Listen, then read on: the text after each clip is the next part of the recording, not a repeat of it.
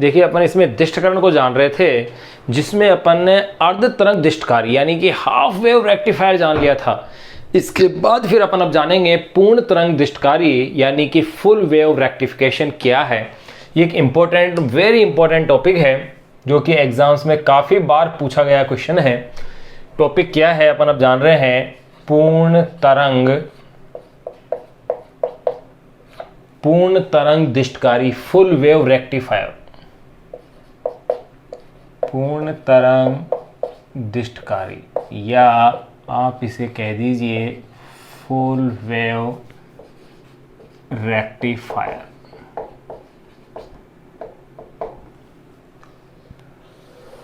Short में आप कह सकते हैं FWR, full wave rectifier. Full wave rectifier है क्या? देखो आपने देखा था कि हाफ वेव रेक्टिफायर के अंदर केवल आधी तरंग का उपयोग हो रहा था, आधी तरंग क्या हो रही थी, व्यर्थ जा रही थी। यहां पर अपन पूरी ही तरंग का उपयोग करेंगे फुल वेव रेक्टिफायर यानी पूर्ण तरंग दिष्टकारी जिसे अपन कहते हैं। अब इसमें आपने ये भी देखा था कि अर्ध तरंग दिष्टकारी में एक डायोड का उपयोग हो रहा था, यहां अपन दो डायोड का उपयोग करेंगे। किस प्रकार से करेंगे अभी चित्र बनाते हैं। तो पहले एक लाइन लिख लें कि फुल वेव रेक्टिफिकेशन हेतु पूर्ण तरंग दिष्टकरण हेतु, पूर्ण तरंग दिष्टकरण हेतु दो डायोडों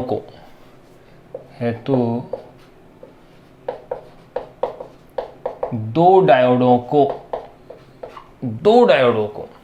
चित्रानुसार प्रयुक्त किया जाता है। दो डायोडों को चित्रानुसार प्रयुक्त किया जाता है। देखिए भाई कैसे अपन उसे सर्किट में जोड़ते हैं वो अपन इसको जानेंगे। अगर इसके लिए आपको अगर ये डायग्राम याद है तो ये आपके लिए बहुत ही आसान हो जाएगा। देखिएगा यहाँ अपन एक ट्रांसफार्मर ले रहे हैं। ये ट्रांसफार्मर की जो प्राथमिक कुंडली है उसके साथ प्रत्यावर्ती धारा के स्रोत को जोड़ रहे हैं, यानी निवेशी संकेत को आपने इसके साथ जोड़ दिया है। यहाँ इसकी इस प्राथमिक कुंडली को बना दीजिएगा, ये ट्रांसफार्मर की ये क्रोड बना दीजिएगा।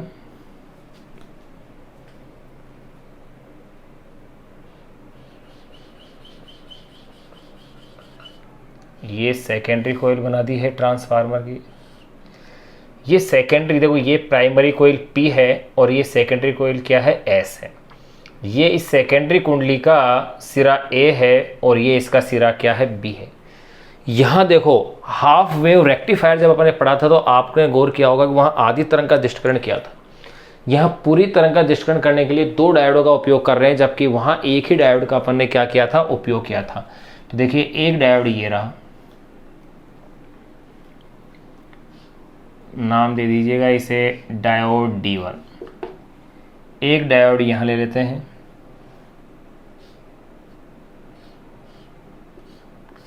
ये हो गया है डायोड D2। दोनों डायोडों को इस प्रकार से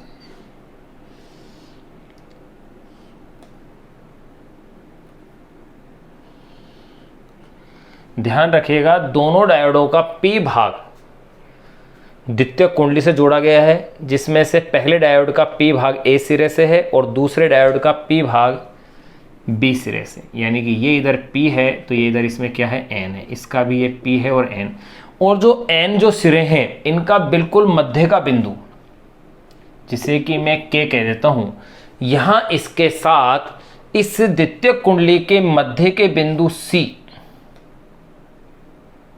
द्वितीय कुंडली का मध्य का बिंदु C, इससे आप इसको कनेक्ट कर दीजिए। यानी कि इधर दोनों डायोडों का N का मध्य का बिंदु K और द्वितीय कुंडली का मध्य का बिंदु जो C है, इन दोनों को अपन यहां कनेक्ट कर रहे हैं इस तरह से। यहां इस प्रकार आप जोड़ दीजिएगा। देखो यहां अब अपन इस प्रकार इसे ले लेते हैं।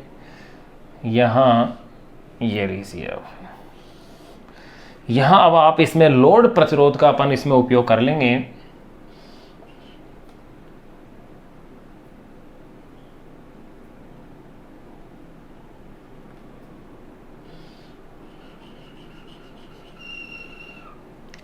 इसको भू संपर्कित कर लीजिए।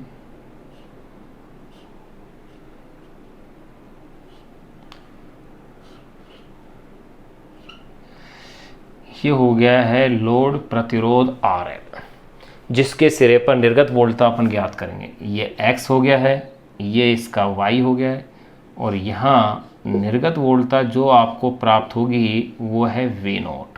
ये DC, ये अपन ने डायग्राम इसका बना लिया है।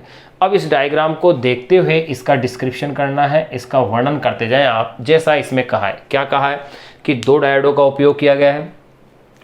डायोड, इसमें जो ट्रांसफार्मर काम में लिया है, उस ट्रांसफार्मर की प्राथमिक कुंडली से प्रत्यावर्ती स्रोत को जोड़ा गया है, जिसे अपन निवेशी संकेत भी कह सकते हैं। द्वितीय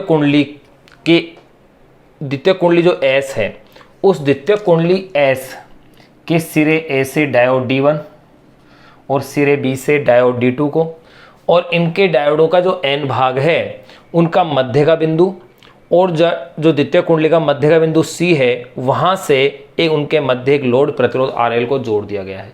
ये आपको परिपथ चित्र आपको याद रहना चाहिए। अगर ये डायग्राम आपको याद है तो इसका डिस्क्रिप्शन, इसकी वर्किंग आपके लिए बहुत आसान है, बहुत ही इजी तरीके से आप उसे डिस्क्राइब कर सकते हैं। देखिए, एक लाइन आपको नोट कर ली थी कि पूर्ण तरंग दृष्टिकरण हेतु दो डायोडों को चित्रानुसार प्रयुक्त किया जाता है। डायग्राम अपन ने बना लिया है। अब इस डायग्राम को देखते हुए वर्णन अपन को करते जाना है कि ट्रांसफार्मर की प्राथमिक कुंडली P से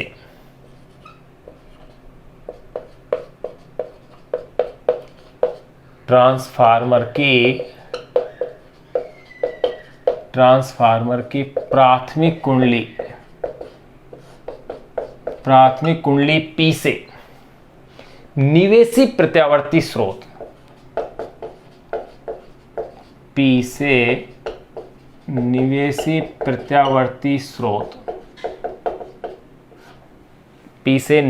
प्रत्यावर्ती स्रोत को जोड़ा जाता है।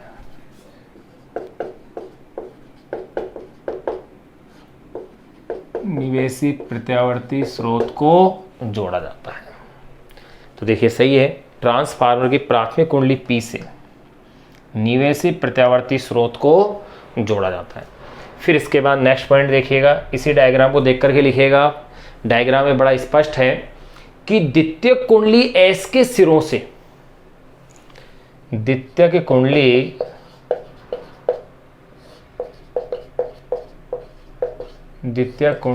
S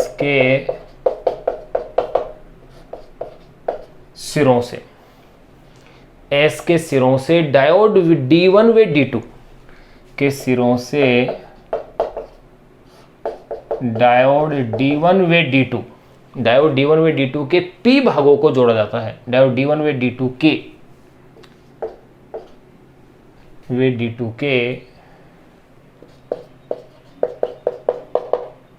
के P भागों को डायोड D1 व D2 के P भागों को जोड़ा जाता है। क्लियर यहां तक की चीजें? डायोड D1 D2 के P भागों को जोड़ा जाता है S के सिरों से। यहां तक के पॉइंट के बाद देखिएगा, D1 और D2 के N भागों को डायोड D1 व D2 के N भागों को जोड़ने वाले बिंदु, डायोड D1 व D2 के N भागों को जोड़ने वाले बिंदु, डायोड D1 व D2 के N भागों को जोड़ने वाले बिंदु K एवं द्वितीय कुंडली के मध्य बिंदु C एवं द्वितीय कुंडली के मध्य बिंदु C एवं द्वितीय कुंडली के मध्य बिंदु C के मध्य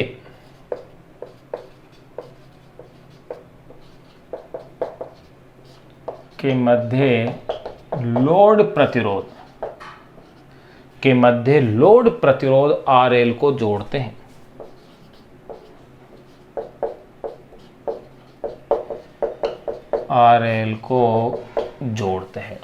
देखिएगा, यहाँ अपन ने डिस्क्रिप्शन इतना कर दिया है, लोड प्रतिरोध RL को जोड़ते हैं, बिंदु C को भूसंपर्कित कर देते हैं ताकि बिंदु C को भूसंपर्कित करने पर इसके सापेक्ष वोल्टता को धनात्मक या ऋणात्मक माना जा सके। तो देखिएगा, बिंदु C को भूसंपर्कित यानी कि उसकी अर्थिंग भूसंपर्कित कर देते हैं।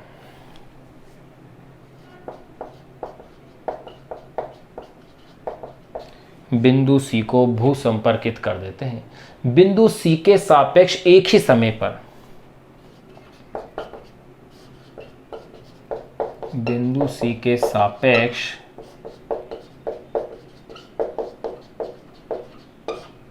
एक ही समय पर, बिंदु C के सापेक्ष एक ही समय पर A व B धनात्मक व ऋणात्मक होंगे। A व B बिंदु C के सापेक्ष एक ही समय पर, एक ही समय पर कुंडली S के सिरे A व B धनात्मक व ऋणात्मक,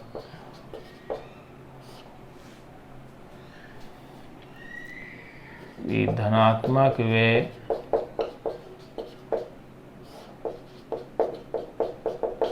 वे ऋणात्मक होंगे। अब देखिएगा, यहाँ अपन ने इसके डायग्राम का डिस्क्रिप्शन कर लिया है। अब आप इसके डायग्राम को और इसकी इस जो रचना है, बनावट है, इसको एक बार आप नोट कीजिए एज इट इज कैसे। फिर अब अपन इसमें बात करेंगे इसकी कार्यविधि की, किस प्रकार वर्किंग होती है। तो देखिए, डायग्राम आपको अगर याद है तो आप डिस्क्रिप्शन कर देंगे।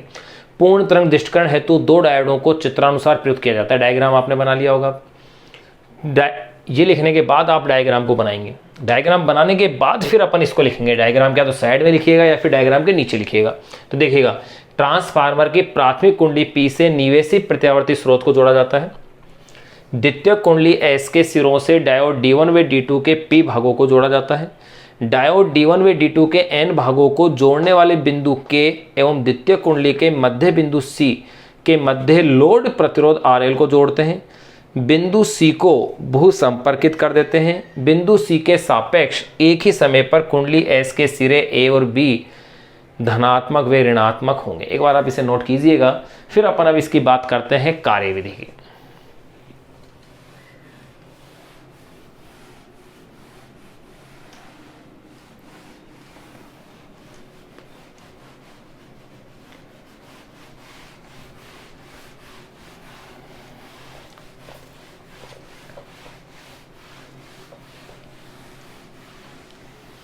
देखिए, इसकी कार्यविधि को बड़े ही सरल तरीके से समझा जा सकता है। किस प्रकार से?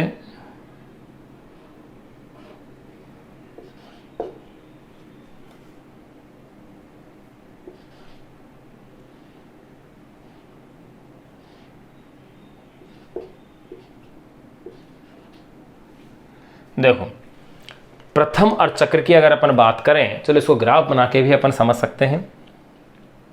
देखिएगा, ये मैं ले लेता हूं निवेशी संकेत, ये समय t के साथ निवेशी संकेत जो कि प्रत्यावर्ती वोल्टता है वो इस प्रकार से चलेगी।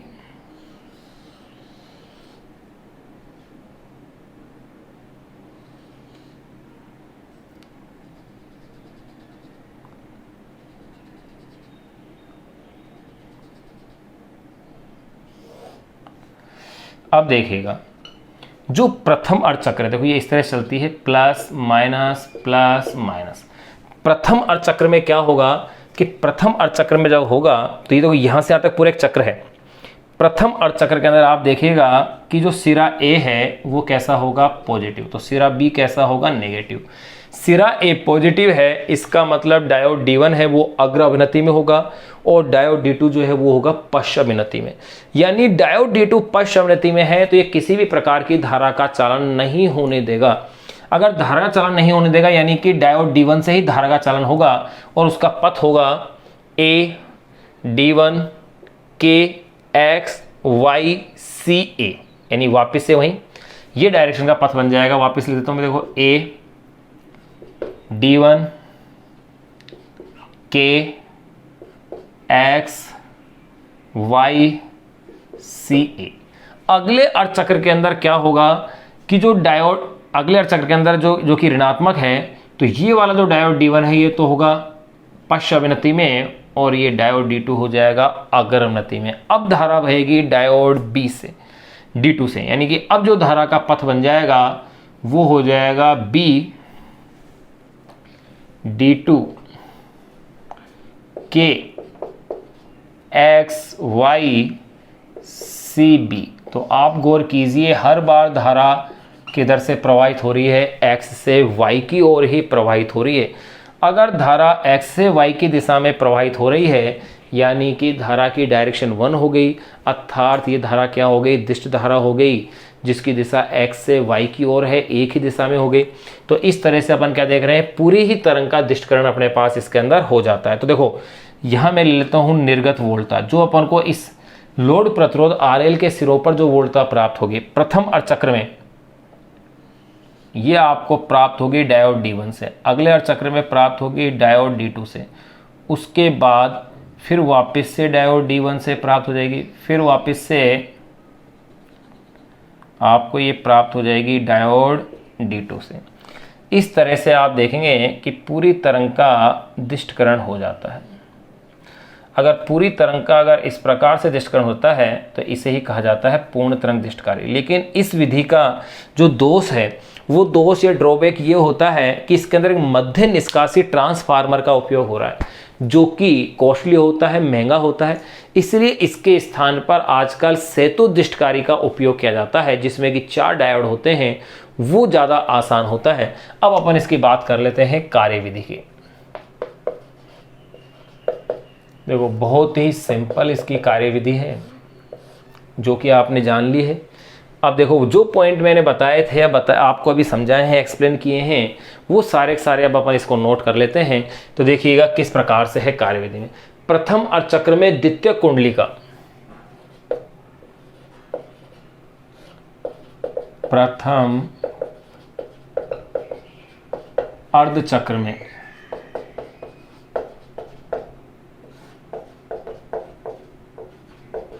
द्वितीयक कुंडली का, प्रथम अर्धचक्र में द्वितीय कुंडली का सिरा A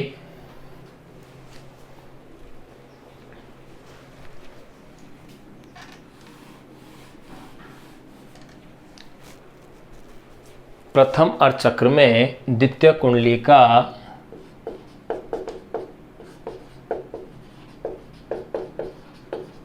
सिरा A धनात्मक, सिरा A धनात्मक और सिरा B ऋणात्मक होगा।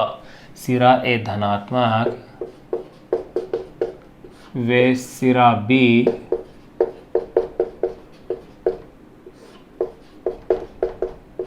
ऋणात्मक होगा। प्रथम अर्धचक्र में द्वितीय कुंडली का सिरा A धनात्मक व सिरा B कैसा होगा, ऋणात्मक होगा, जिससे डायोड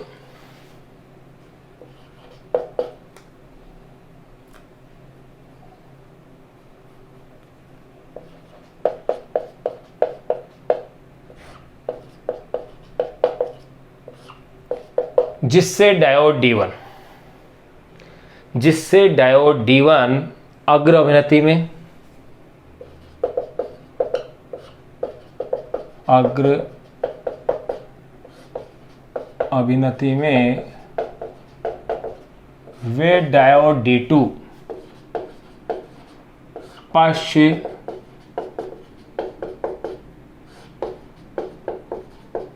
अभिनति में होगा। जिससे डायोड D1 अग्र अभिनति में वे डायोड D2 पश्च अभिनति में होगा, जिससे डायोड D1 यूं कह सकते हैं फलस्वरूप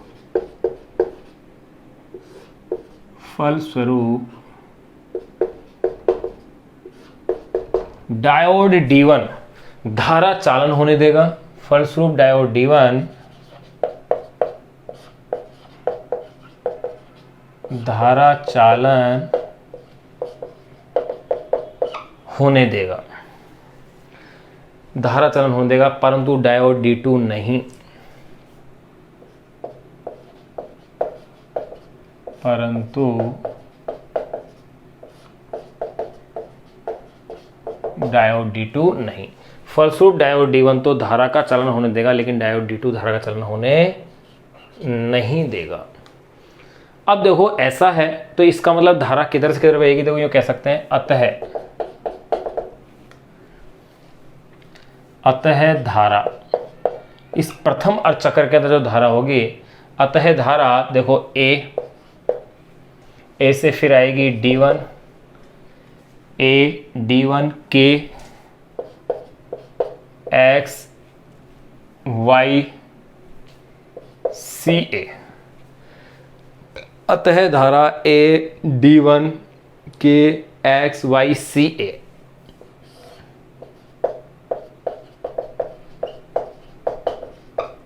के अनुदिश प्रवाहित होगी।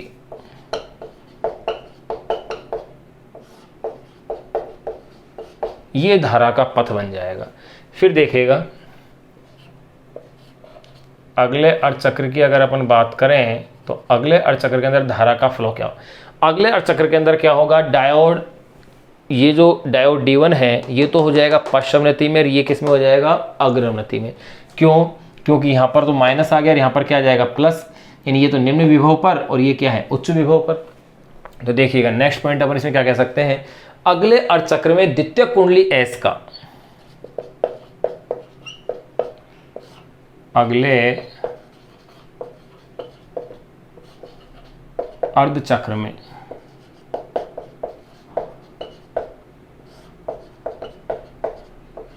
द्वितीयक कुंडली S का सिरा A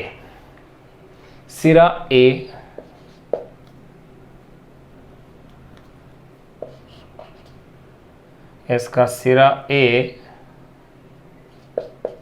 ऋणात्मक,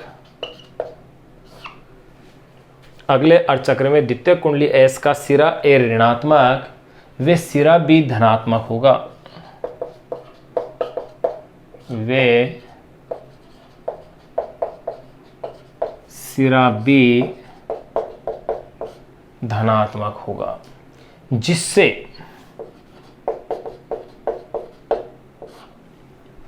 डायोड D1 पश्च अभिनति में,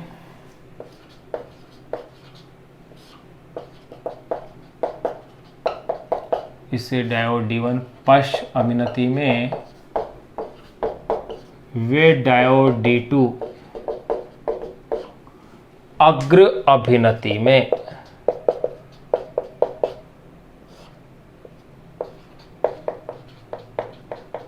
अग्र अभिनति में होगा, जिससे डायोड D1 पश्च अभिनति में, वे डायोड D2 क्या होगा, अग्र अभिनति में होगा। फलस्वरूप यूं कह सकते हैं कि डायोड D1 तो धारा का चालन नहीं होने देगा, लेकिन D2 धारा का चालन होने देगा। तो यूं कहा जा सकता है पश्च अभिनति में वे डायोड D1 अग्र अभिनति में होगा, जिससे यूं कह सकते हैं फलस्वरूप होगा, फलस्वरूप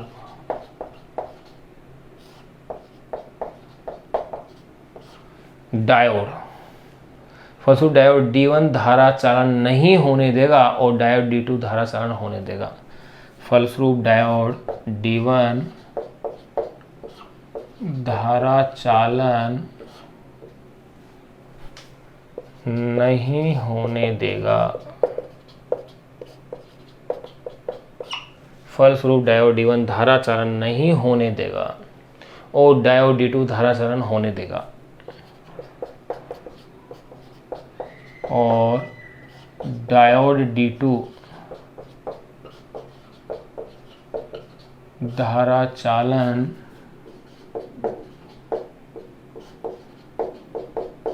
होने देगा।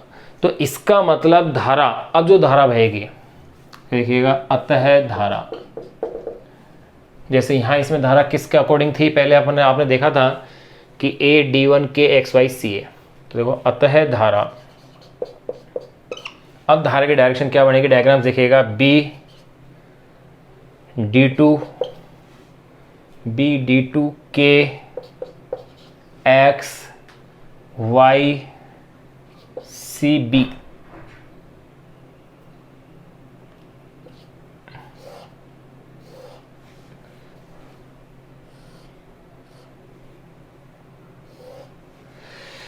होने देगा। अतः धारा B_D2 के XY CB के अनुदिश प्रवाहित होगी,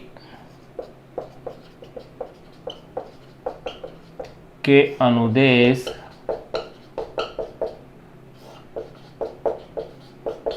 अनुदेश क्या होगी, प्रवाहित होगी। तो अब आप क्या देख रहे हैं, स्पष्ट है कि एक चक्र के अंदर अपन को धारा x से y की ओर ही प्राप्त हो रही है और पूरी धारा प्राप्त हो रही है। तो आप कह सकते हैं अतः स्पष्ट है कि प्रवाहित होगी, स्पष्ट है कि क्या चीज स्पष्ट हो रही है वो देखेगा। स्पष्ट है कि एक चक्र के प्रत्येक अर्ध में, स्पष्ट है कि एक चक्र के प्रत्येक अर्ध में, एक चक्र के प्रत्येक अर्ध में लोड प्रतिरोध RL में धारा, प्रत्येक अर्ध में लोड प्रतिरोध RL में धारा, RL में धारा X से Y सिरे की ओर प्रवाहित होती है, में धारा X से Y सिरे की ओर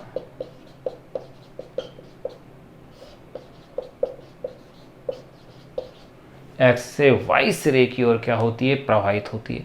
इस प्रकार प्रत्यावर्ती धारा का पूर्ण तरंग दिष्टकरण हो जाता है, X से Y सिरे की ओर प्रवाहित होती है।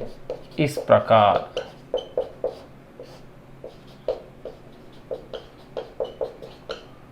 प्रत्यावर्ती धारा या प्रत्यावर्ती वोल्टता कह सकते हैं। इस प्रकार प्रत्यावर्ती वोल्टता कह दो। इस प्रकार प्रत्यावर्ती वोल्टता का पूर्ण तरंग दिष्टकरण हो जाता है, वोल्टता का पूर्ण तरंग दिष्टकरण हो जाता है। यहां अपने पास और एक चीज ध्यान रखने की है कि निवेशी संकेत के पूर्ण चक्र का उपयोग होने के कारण ही इसे अपन क्या कहते हैं, पूर्ण तरंग दिष्टकारी कह रहे हैं। एक बार आप इसे इतना नोट कीजिएगा। तो देखिए वापस से कार्यविधि में अपन जान लें, पूर्ण तरंग दिष्टकारी अपन जान रहे थे। कार्यविधि में अपन जाना था प्रथम अर्धचक्र में द्वितीय कुंडली का सिरा A धनात्मक व सिरा B ऋणात्मक होगा, जिससे डायोड D1 अग्र अभिनति में व डायोड D2 पश्च अवनति में होगा। फलस्वरूप डायोड D1 धारा चालन होने देगा परंतु डायोड D2 नहीं। अतः धारा A D1 के XY CA के अनुदिश प्रवाहित होगी। अगले अर्धचक्र में द्वितीय कुंडली S का सिरा A ऋणात्मक और सिरा B धनात्मक होगा, जिससे डायोड D1 पश्च अवनति में व डायोड D2 अग्र अवनति में होगा। फलस्वरूप डायोड D1 धारा चालन नहीं होने देगा और डायोड D2 धारा चालन होने देगा।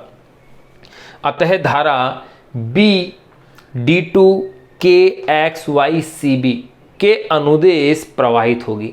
स्पष्ट है कि एक चक्र के प्रत्येक अर्ध में लोड प्रतिरोध RL में धारा X से Y सिरे की ओर, ये डायरेक्शन फिक्स हो गई, X से Y सिरे की ओर प्रवाहित होती है। यानी कि ये डायरेक्शन हो गई है, हर बार आप देखो X से Y सिरे की ओर प्रवाहित होती है। इस प्रकार प्रत्यावर्ती वोल्टता का पूर्ण तरंग दिष्टकरण हो जाता है। एक बार आप इसे नोट कीजिए। कुछ पॉइंट और अपन इसमें अब नोट करते हैं। आपके लिए इसमें सबसे महत्वपूर्ण है कि आपके लिए ये डायग्राम याद रहे। अगर ये डायग्राम आपको याद है तो आप इसका चित्र का वर्णन भी कर सकते हैं, आप इसकी कार्यविधि को भी बहुत ही आसानी से एक्सप्लेन कर सकते हैं।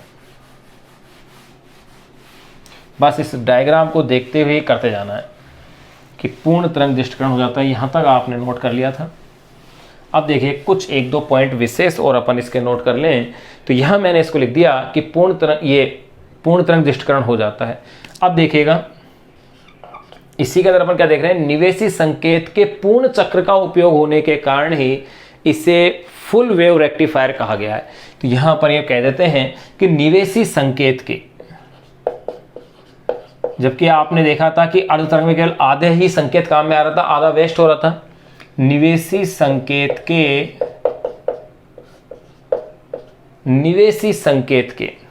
पूर्ण चक्र का उपयोग हो जाने के कारण, निवेशी संकेत के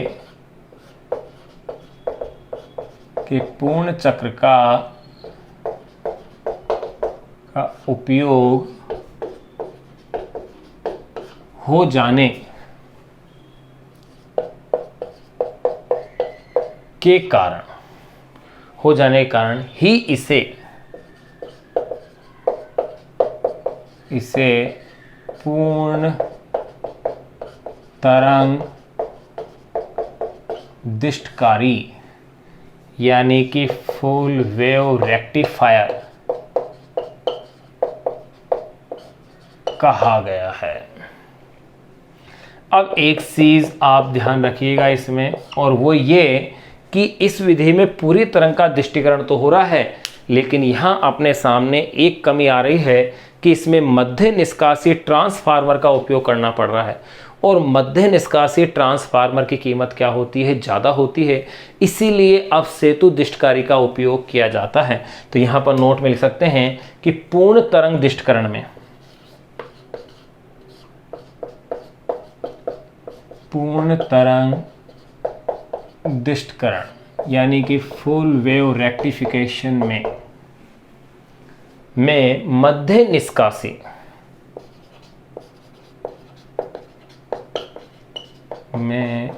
मध्य निष्कासी जो ये वाला ट्रांसफार्मर है, में मध्य निष्कासी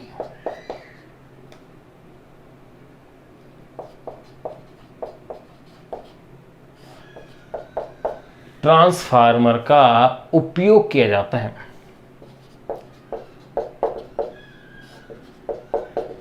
मध्य निष्कासी ट्रांसफार्मर का उपयोग किया जाता है। पूर्ण तरंग दिष्टकरण में मध्य निष्कासी ट्रांसफार्मर का उपयोग किया जाता है, जो कि महंगा होता है।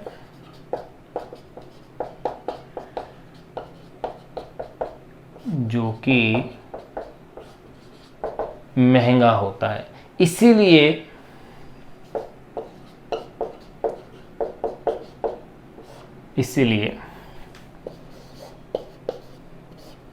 पूर्ण तरंग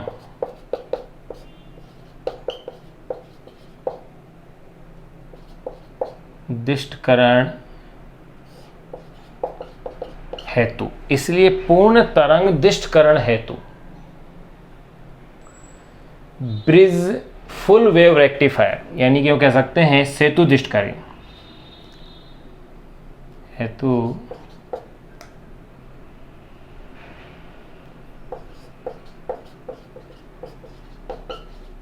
सेतु दिष्टकारी यानी ब्रिज रेक्टिफायर का उपयोग किया जाता है। उसको अपन इसमें क्या करते हैं, प्रयुक्त करते हैं। यहाँ अपन ने फुल वेव रेक्टिफिकेशन कंप्लीट कर लिया है। अब फुल वेव रेक्टिफिकेशन के साथ अपन फुल वेव रेक्टिफिकेशन में अपन पढ़ेंगे ब्रिज रेक्टिफायर यानी सेतु दिष्टकारी। एक बार अब इसे नोट कीजिएगा।